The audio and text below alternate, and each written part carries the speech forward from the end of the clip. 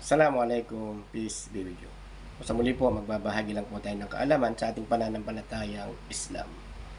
So, ito po ang lagi ko po itong pinapaliwanag sa mga tao na ayaw maniwala na mayroong kabilang buhay. No? At sabi nila, hindi ako maniniwala yan dahil hindi ko nakita. At sasabihin pa nila, maniniwala lang ako na may kabilang buhay, na may impyerno at paraiso kung mayroong tao na bumalik, no? Nanggaling siya doon at bumalik dito sa mundo at sinabi niya may impyerno at paraiso. So yan po ang katuwiran ng mga ibang tao. Sa Islam po, mayroon pong tinatawag na al-ghaib, no? Yung mga nilikha ng Allah Subhanahu wa Ta'ala na nakikita at hindi nakikita, no? So, bakit po hindi pinakita ng Allah ang impyerno at paraiso upang tayo po ay subukan? Dahil ang buhay natin dito sa mundo ay pagsubok lang. Ito lang po may bibigay kong payo sa aking sarili at sa inyo. Kukunin po natin yung advantage. Mas doon po tayo sa advantage kaysa sa disadvantage, no? So mas mainam na maniwala, advantage po 'yon, kaysa sa hindi, disadvantage 'yon.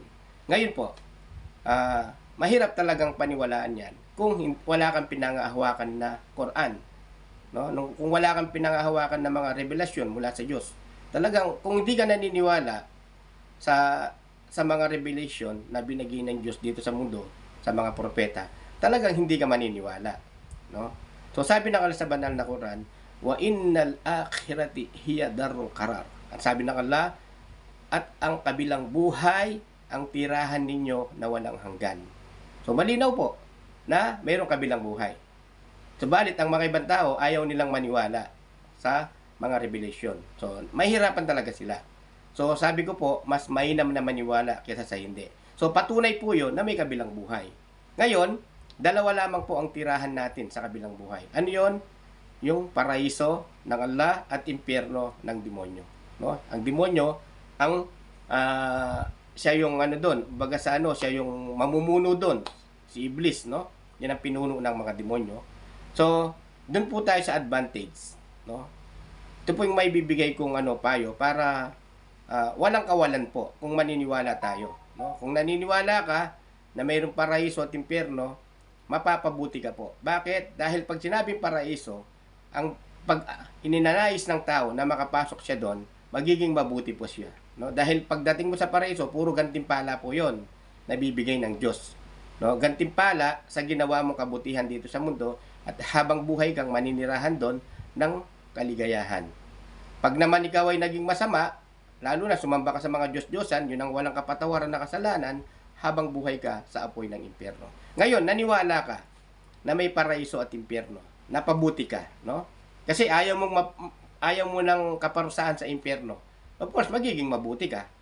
So ngayon, namatay ka na dito sa mundo at pinag-uusapan ka ng mga tao, yung taong yun, naging mabuti siya dahil sa kanyang paniniwala na mayroong kabilang buhay. Pinag-uusapan ka na mabuti ka, na pinakita mo sa mga tao.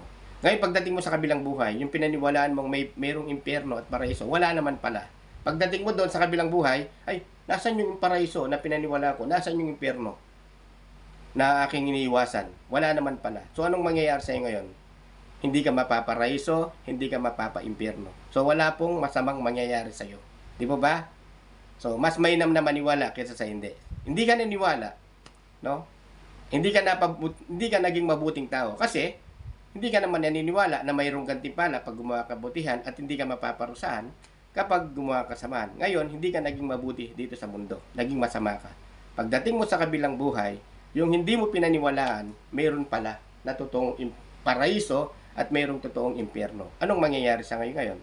So, mapapa-impyerno ka dahil hindi ka naniwala. Kaya po, ang payo ko, mas mainam na maniwala kaysa sa hindi.